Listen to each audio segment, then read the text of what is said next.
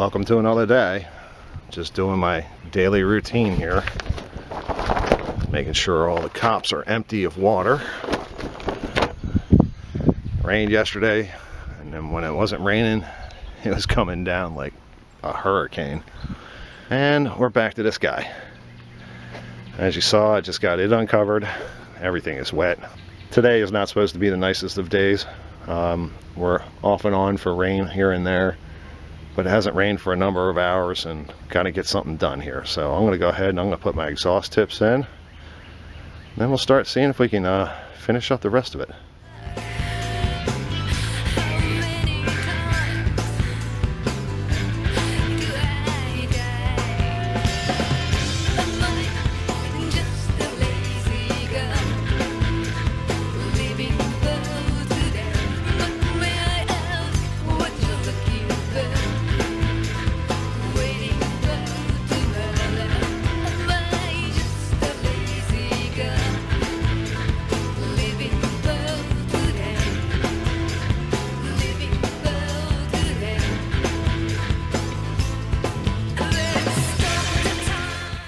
Okay, they're in. You would think it would be kind of like push them in, screw them in, and be done. But of course not. Of course not. And I don't know what the deal is, but for some reason, I could sit out here and play with these things for like a week. Twist it a little bit this way. Twist it a little bit that way. A little bit this way. I'm not even sure how it's going to sit in the water. And then when you see it, it's going to be like this. So... it makes absolutely no sense. But here, I'll show you something else that, you know, proves how anal I can be on occasion. I took this one back out because right here it says gill across the top, and I, you know, set them all up that way. You know, the two screws are at the top because the other one at the bottom would have been straight up, and the gill would have been at the bottom. Well, I put this one in and I was like, wait a second, did I do this one right? And I look over and it's like, it's over here. So I took it completely back out just so I could twist it back around and put the gill at the top that no one will ever see. As I said before, you know, if you pay attention to the most analist detail that you can, you're still going to make mistakes. It's just a given thing. I mean, there's hundreds, if not thousands of pieces in this boat. And there's still going to be a mistake somewhere. It's just how well you hide your mistakes. And I don't mean like, you know, covering up your mistakes. I mean like, if it doesn't go in perfectly, how unperfect does it look?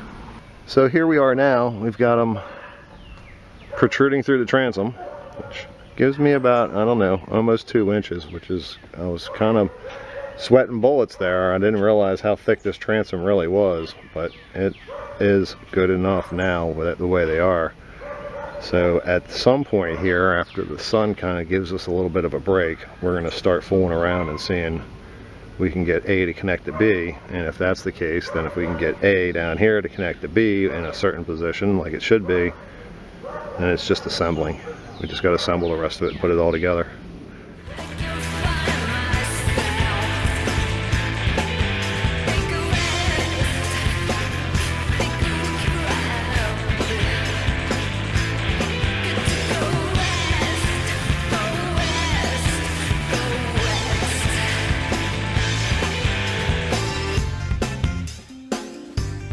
We just took out our big piece of 4-inch stainless steel tube and cut ourselves a couple little pieces here about 8 inches long. We're finding that this exhaust system is becoming simpler and simpler just by getting things where they belong.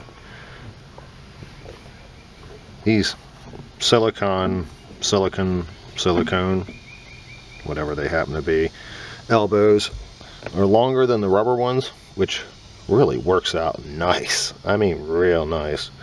You will see a little of that stainless right here, maybe about a finger's width, just depends, because one of the things is where the holes are not centered with the manifold. The hole is over here a little bit. So with these 45s, all I have to do is kind of cock one way and then cock the other one the other way, and it'll make a nice S-turn right around that, and that works out even better for us because we don't even have to cut any of this stuff, and all our routing of our bilge pump and all that good stuff can stay right there where it belongs. And the same for over on this side. Been neglecting this side. I've been showing everything on that side.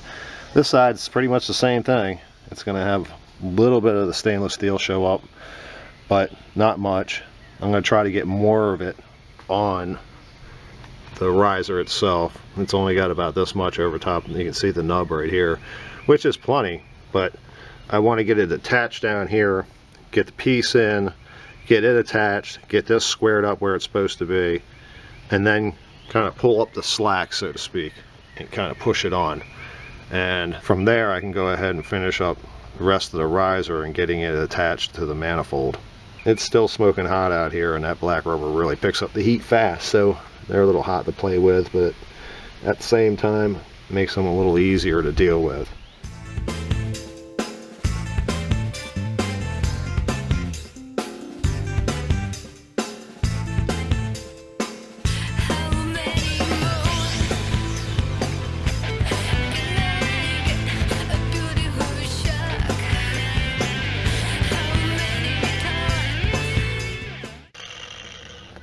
I was looking at these guys over here, and I was finding that even with their caps on the ends, because I like to use these clamp aid T-bolt clamp covers, these little things are just like screws sticking out of a wall, you know, ready to grab a hold of some nice flesh on your arm. And I found that they kind of stuck out real far. There's a whole lot of thread still showing here. So I got out my grinder and my faithful board, measuring board here, and taking off maybe 3/8 of an inch just to snug them down a little bit. I mean, it doesn't all have to be covered. I said I was anal earlier. It's not that anal, but I do want it to be a little bit closer, you know, so it doesn't stick out like past the pipe itself. So we're gonna have to cut a few more of them off. I got 2 done. I got probably another 4 to go. I don't think I'm gonna have to cut them off for the risers, but we will see when we get there.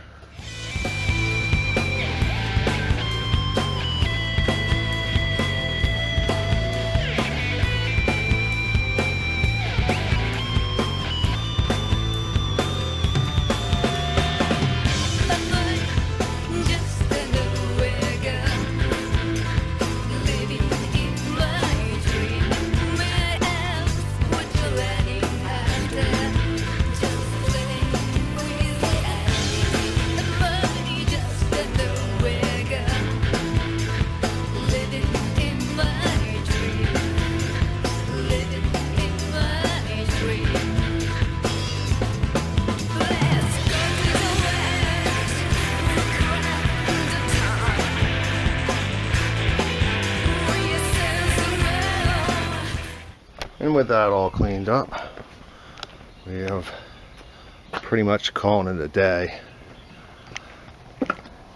The exhaust system turned out quite nice. And I mean quite nice. I'm a bit jealous. This is clean. This is real clean. I still got some things, you know, like this to tie down. I'm not sure if I'm going to leave it like that or not, or go the other way. We still haven't made a decision on that cable. But it's quickly coming up to a final decision because this looks so good. Oh man, I'm jealous. I gotta say, I'm a bit jealous of this whole thing because that's real clean. That's nice. I mean, just clamp, clamp, clamp, clamp, all done. And I've had these clamps on this way, that way. I had them on top, and I did them on bottom. I prefer the bottom, and as I was getting towards the end of them, meaning probably the last clamp, I was looking at them and thinking, they'd probably be better off if they were turned around and facing outward. For right now, it's about 8:30, and we're gonna have to call this a night because I'm getting eaten alive by mosquitoes, and I just didn't want to leave anything behind.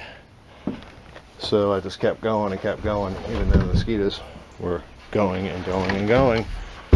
So with that, I will see you tomorrow.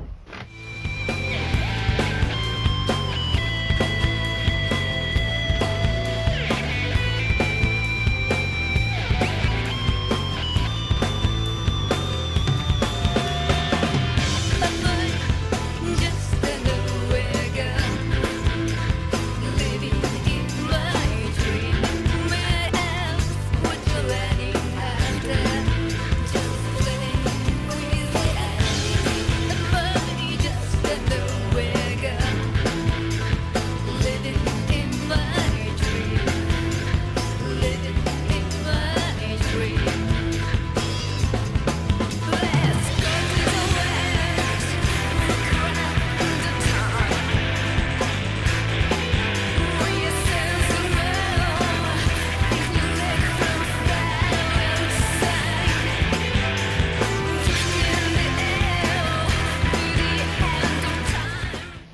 welcome to another day. You just kind of caught us doing a lot of the things that we normally don't do on camera. Like I was talking about yesterday, I didn't like the way these clamps were on the inside, and just because they didn't look good or look as good as I thought they should was not really the reason why I did it. The main reason is right here. Two of the studs came out and made contact with the oil lines. Now I have between 60 and 80 pounds of oil pressure in these lines, and a bolt sticking out this way, and it had a cap on it, and I'm telling you, it'd probably be fine for 100 years. But in my luck, it would probably be fine for about 100 seconds. So I reversed all the clamps, so the studs are on the outside now, and it really doesn't matter anyway, because you know the hatch closes here and they're up underneath the pipe itself, so it's not like somebody's gonna, you'd have to go looking for them to get to them, to be honest. And also I did some things on the back of the transom that changed around a little bit of this bracket right here. It holds this. It's kind of necessary. We also shortened all the hose clamps, and you get them on yesterday and that's fine, it's good enough, you know. This one seems a little long, that one seems a little long, this one's fine, this one's fine, that one's really long. So take all them whack off, cut them, trim them up on corners, put them back on, put the new clamp aid back on top of that, and now they're all shortened up the way they should be. And it's just been stupid stuff like that. And even as you saw, we put gas in it. We also mixed up a bunch of Stay-Ball and dumped in a 5-gallon can before we put it in, because who knows how long, when, and where this gas is going to be used. We also had to go check everything. You know, we had to go make sure the lines weren't leaking, make sure the tank isn't running more gas out the bottom because of something silly. So the next thing we have hooked up here is the water hose. We'll be checking that next. We'll run through everything, make sure it's all in ready to go and not leaking anywhere, and then we'll proceed up the chart to get this thing back to life.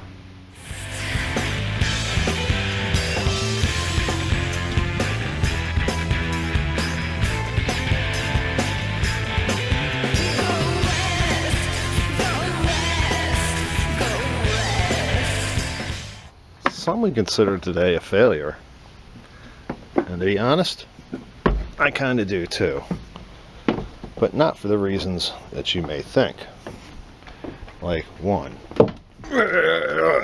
shake it a little more time. See my fuel gauge? Now I put 5 gallons of fuel in this thing. Holy shnikes, it works. Well, you just found a pleasant surprise, along with me. Next, we have multiple issues going on back here.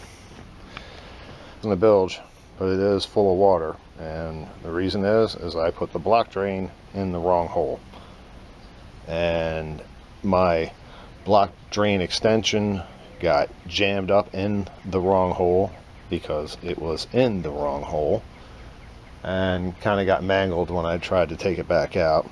So I just put the plug in on this side, but I filled the bilge with water, which is a good sign, because that means the water pump is working and the bypass system or the flushing system all works, except for I was watching the pump down here, and just using the starter, it's going around like a 3-spoke wagon wheel.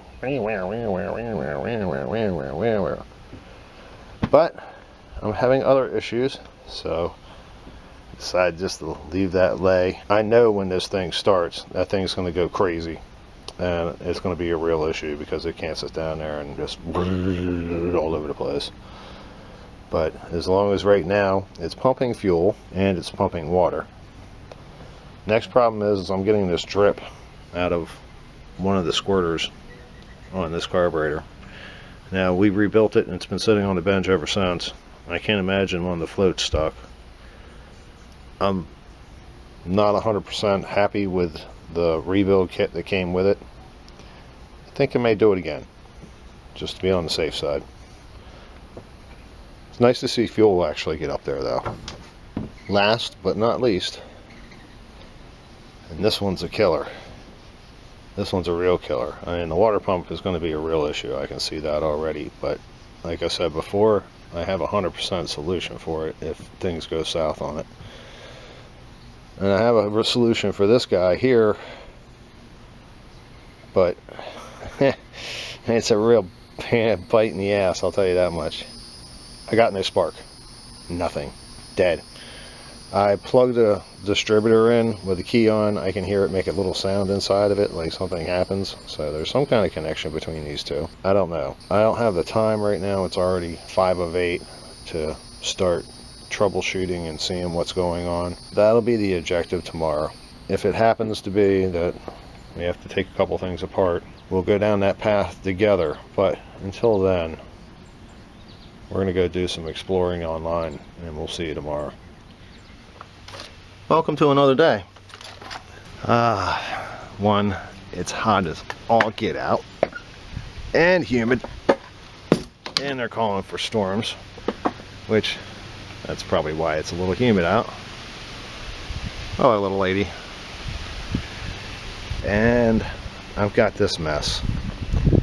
Went online last night, got a whole list of things to look up, things to check, troubleshoot, this, that, and the other thing. I'm really hoping that it's my universal super stock coil that was DOA. It could be the distributor was DOA, or it could be the ignition box is DOA. One way or another, I'll know which one it is just by my list of things to do here. And from there, we'll just start working away at things. As I said, I've got an issue with the carburetor. We're going to probably get a new rebuild kit for it. Actually, we are most definitely getting a new rebuild kit for it. I think there's something screwy going on. That's all on order, should be here next day or so. But I do have to check this before I go any further, because if it's the MSD box, then I got some unwiring to do.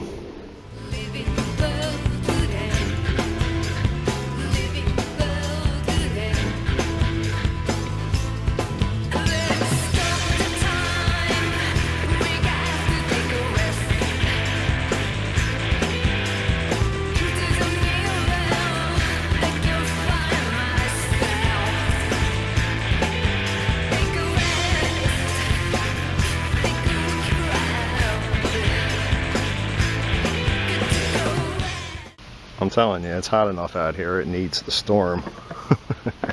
I wouldn't say that very often, but yeah, it's hot as hot can be. And it's not making this any funner, but we are making progress. And what I mean by that is this.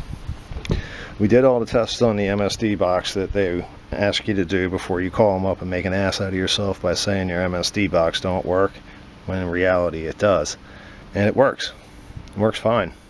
The coil works fine. I'm really not sure. I jumped my leads here from the distributor. That's all the distributor does, is basically it tells it to click, and then it sends the signal to the MSD box, which is in its name, multiple spark discharge. That's all it's really doing, is instead of making one little tiny spark to your spark plugs, it's making a bunch of little sparks to your spark plugs at one time. From there, it kind of goes down through the harness, comes up here, hits the coil, goes through back into the distributor and sent out one of these lines wherever the rotor happens to touch. Had a few people online suggest that I should look at the rotor and make sure it's turning. Apparently that's caught some people with their pants down before, broken shaft, whatever. This one's brand new, and I've watched it spin around multiple times, so it's not the issue. At this point, having spark all the way up to here is a great thing, because to send that box back, yeah, they say anywhere between $23 and $80, I think it is. The maximum's 80 bucks, 23 bucks is what you're gonna pay. At the minimal, probably just to tell you that your box, there's nothing wrong with your box. In that case, it also takes 14 to 21 working days, which could mean a month by the time you see it back. They're really good about it, unless they get slammed, I guess. But the issue now is this, we're good all the way up until the distributor. Now, the distributor also had an issue, which was self-imposed. I usually, see how it's got these clips on it? And it's got a clip on the other side. And I usually, believe it or not, use that as number one. Every time. The one right next to the clip is always number one to me. I don't know why. It's all my boats use these same magnetic pickup distributors. and they're all the same. This time around, number 1 is not next to the post or the clip, it's right here.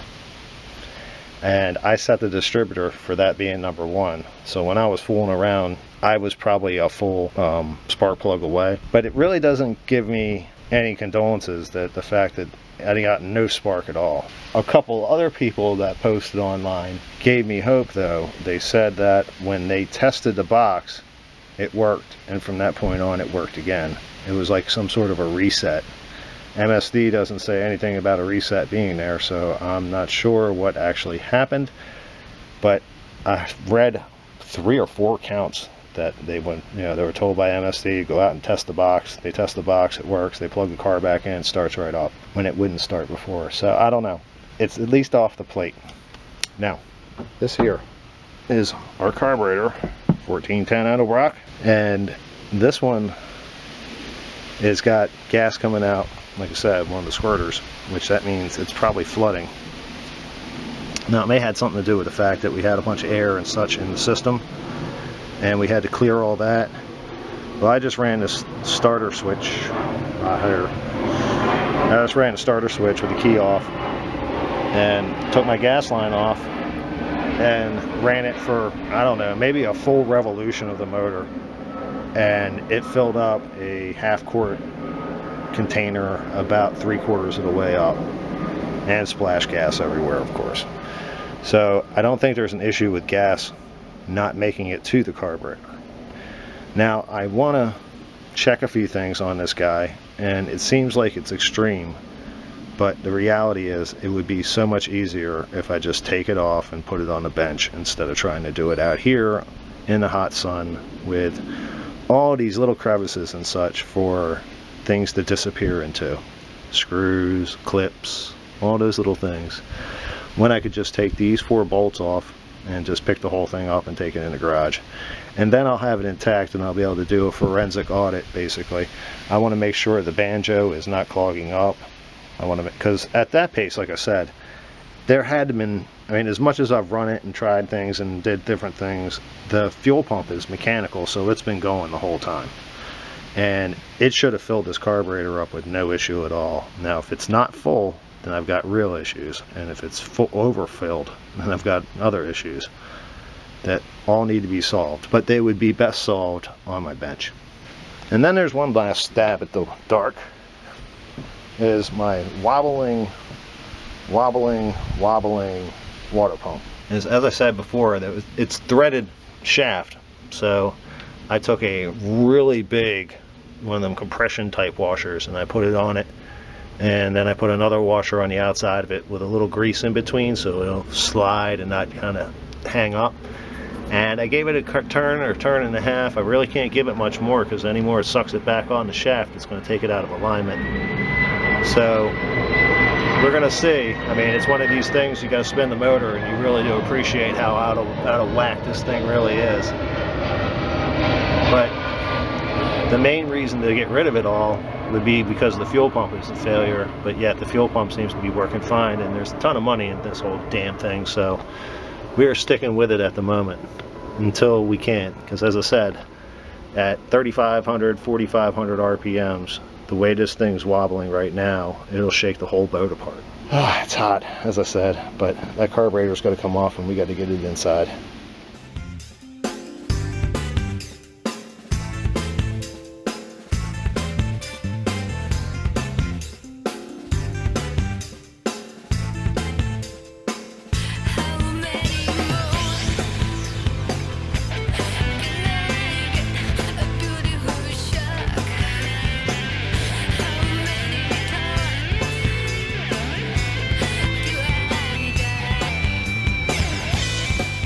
It's clouded up and we hear thunder in the background, so we decided to come over here and play with this carburetor a little bit, and I'm really not sure what's happening here, I'll be honest. There is some issues that I know of. As you can see, the fuel levels weren't like flooding all over the place. I mean, they'd literally have to come up to about here before it just start pouring over this, you know, squirter basically. I don't understand it. Maybe there was some air trapped and it was, who knows, I don't know, but it just seemed like Nothing was being cranked, nothing was being done, and I was looking at this jet here, and it was just dropping gas, drip, drip, drip, drip, drip, drip, drip, drip, drip. And as I said, maybe it's just a combination of everything. I don't know. But one thing I did find, which is pretty telling, is that the boot for the accelerator pump has actually come off its stem. See? Yeah, I wasn't a fan of this guy in the first place. As I said, the more and more I look at this kit, or the more and more I fool around this carburetor, this kit is not really turning out what I want it to be. The new kit will come in, we'll slap it in gingerly and meticulously, and we'll put it back on and try to give this thing a second run. Some of the issues we were facing yesterday, we seem to have accomplished today. As I said, the MSD box seems to be essing, which proves that the coil is working. So the MSD box and the coil are definite, and the distributor is just a trigger. So if it's triggering, it should be fine. I'm not sure what happened with my timing light. Maybe my light's broken. I don't know. But that behind us is a big one, because I did not want to take that box apart and have to send it back in the days or weeks or even up to a month that it would have been gone. And as I said, I fooled with a water pump. We'll see after we start cranking the motor if it starts wobbling again. As I said, I can only pull it in so much, and then I'm going to pull it off kilter of the bottom pulley, and I'm not sure what to do, getting it back out and trying over again. So we're just playing that one by ear. But we're trying to kick off these things as they're preventing us from getting this motor started. We got to have spark, got to have fuel. Once we get those two, we'll just deal with the next problem as they come. Hopefully there isn't any next problems, but we'll find out when it happens, and you will be there with me. Hang tight, and we'll get back at it again tomorrow. And welcome to another day. We've already got our boat opened up a little bit. We're not going to really undo everything until we're ready, because it is not turning out to be the prettiest of days. And we're not really sure whether we're going to get rained on or not, even though yesterday they were calling for hardcore showers all through the evening and afternoon. We got a sprinkle here or there, pretty much, and that was it. So today they're saying possibility of showers, but here we are. We'll find out, I guess, when it's over. Amazon has delivered a day or two early too, which is surprising, but I'm cool with it. As you can see, I got me a new battery switch. I am not playing around with this thing. After all the problems I had with my 19, chasing a intermittent problem with electricity going to the starter, I'm not playing around. I had some problems with the other one. You know, when I had it on one battery, nothing. Put it on number 2 battery, nothing. Put it on all, it worked. Took it apart, put it back together. It seemed to work okay, but the other day I went to the dashboard and I turned the key and nothing happened. I mean, nothing. Like, no electricity was there. Brand new Perco switch. Same one I've got in a race boat, same one I've got in my 19. The other one, I mean, it's supposedly as good. I mean, they get good reviews, but when it comes to buying another one of the same thing, I'd rather just change up brands or something and not take a chance of it actually being the whole series that has a problem. And as I said before, I don't like the fact that the bolts in the back of the other one, when you tighten them down, they actually unscrew from inside. That's not a good thing. And to take it apart and make sure those bolts are in right, it's welded plastic. I mean, you're pretty much going to destroy the whole thing doing it that way. This Perco will be an excellent replacement, and it'll be completely off the table from this point forward. So, off to what we got here. We got ourselves some genuine Endelbrock parts, and I mean genuine. Got the name stamped. Got the name stamped. These are 100% Endelbrock for this carburetor specifically. So we're going to install that and be done with this little mess also. And last but not least, I picked up some carburetor springs, an assortment of them.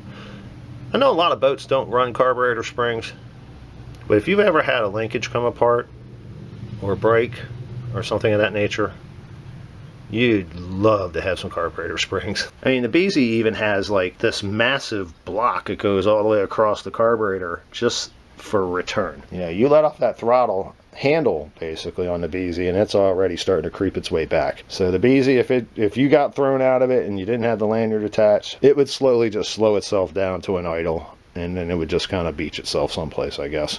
That's the theory. One more thing to confirm that I was not a big fan of this past rebuild kit over here.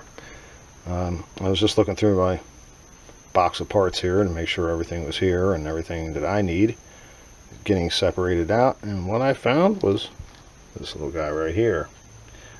Now that little guy right there is the same as this little guy right here.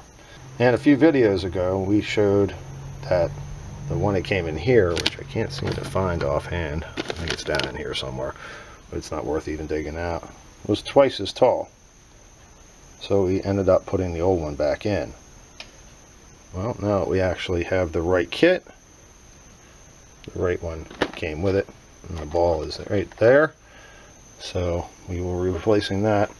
And I know I'm just trying to figure out what was wrong with it, and there was no reason to take it all the way down to there. But if I've got genuine Endelbrock rebuild kit, and I'm already this deep anyway, I'm going to go ahead and use the gaskets for it. And I'm going to go ahead and use everything else that's in this kit that goes for it. So that's what I'm going to do now.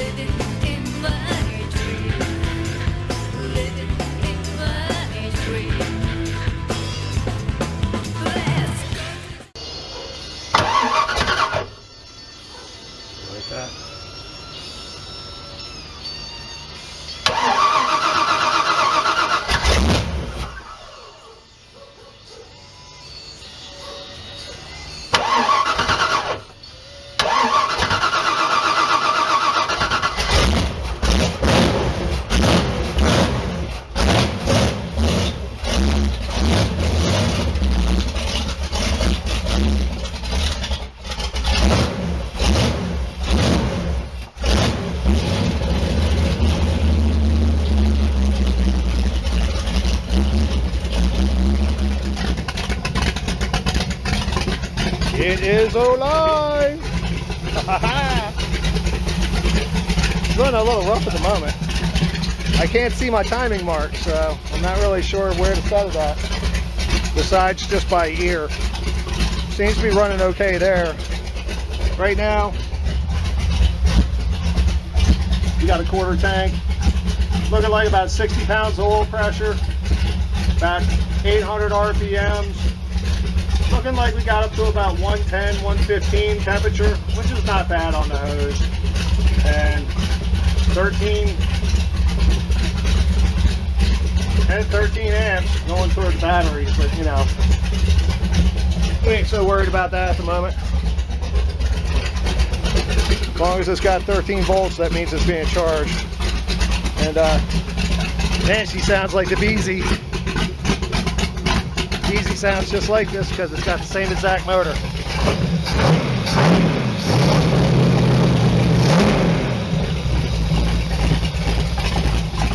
She's got some cobwebs to get out, and then on top of that, I gotta get the timing set, but I'm just having too much joy right now because this thing kicked over so easy. It was unreal.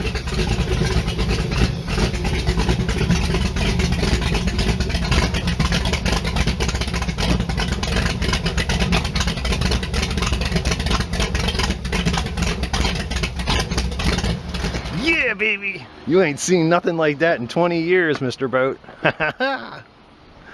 Nice thing about this motor, it's just a blank canvas. And it's got some minor upgrades.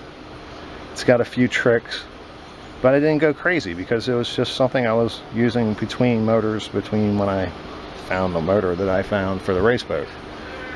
So, yeah, this is a pretty blank canvas. I mean, you could stroke it and do all kinds of things to it and turn it into what I did with mine. Mine's a 496 stroke big block Mark IV. I didn't think there was anything wrong with the motor. Like I said, it's been sitting for a little while, but I didn't think there was anything wrong with the motor. I was just the accessories. And it seems like the faster I get with that water pump down there, the smoother it gets. Gonna go hunt some tape and see if I can mark my balancer so I can get my timing somewhere in that right area. This is exciting. This is real exciting. Been waiting for this for a lot of months.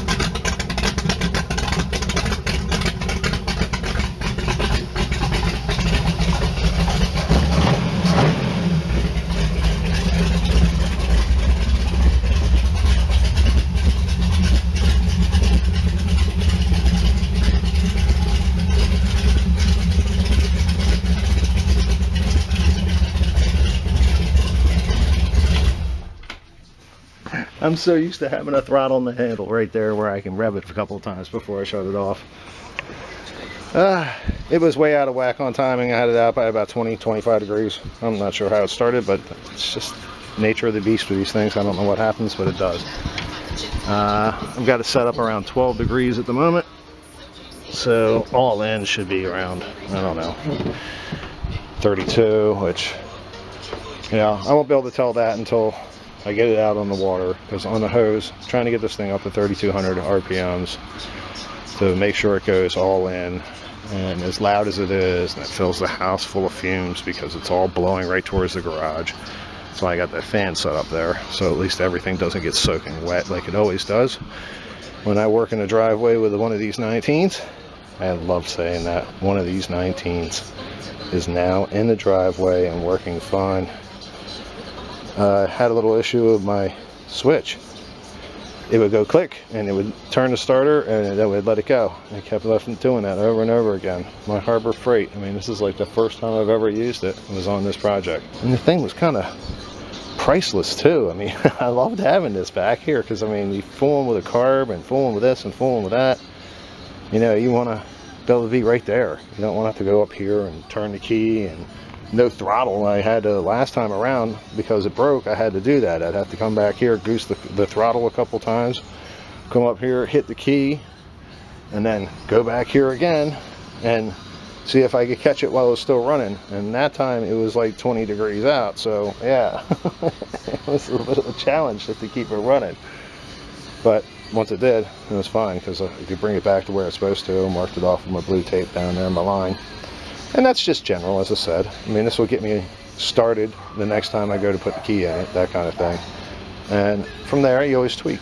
I mean, with external, multi-spark boxes and an aftermarket, distributor, an aftermarket, a coil, and everything can be a little bit different. So, but it's time to clean up.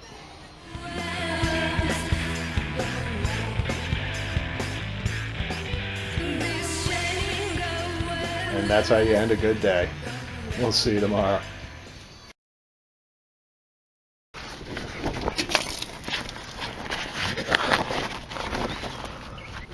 Alright, get rid of the crazy squirrel. I've had all of this wrong. And I gotta say, I'm almost slightly exhausted after that. What else we do? Insert picture. Are you trying to get my attention? I'm doing something here.